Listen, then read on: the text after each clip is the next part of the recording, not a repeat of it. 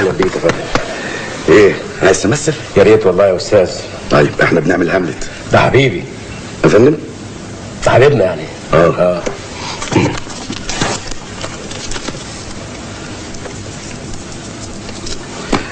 انت هتقول الجمله دي لقد وقعنا في الفخ. لقد وقعنا في الفخ. لا قولها تاني بقى من فضلك. لقد وقعنا في الفخ. استاذ مرجان، ايوه شوف، عشان تمثل لازم الاول تستحضر مكنون الشخصيه. هو الشخصيه مجنون؟ لا، مكنون الشخصيه يعني ايه؟ يعني انت دلوقتي اي شخصيه بيبقى لها ابعاد. ايوه. علشان اعمل الابعاد دي عشان اوصل للباعث فالاحساس يطلع مظبوط، فده مكنون شخصيه. كل ده في الجمله دي؟ بس انت تقولها كويس. طيب جاهز؟ جاهز. طيب اتفضل حضرتك على المسرح.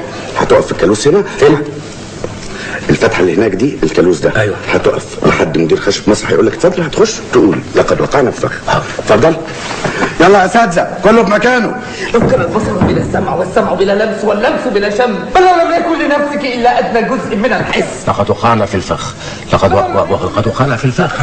دي ماسكها ليه؟ لقد وقعنا في الفخ. لقد وقعنا ايه؟ لقد وقعنا في الفخ. لقد هتخش امتى؟ هتخش دلوقتي يا استاذ، دي دخلتك. ذاك السيد العظيم. طب عايز اروح الحمام. حمام ايه دلوقتي؟ يلا يا استاذ.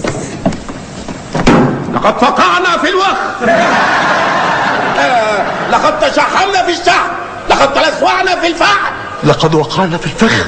رجعنا في الحج للمعنى. لقد وقعنا في الفخ. وقعنا في الفحم. ايه؟ ايوه حسن. لقد وقعنا في الفخ يا باشا. طب خد بقى هاملت اهو معاك، قول له انت.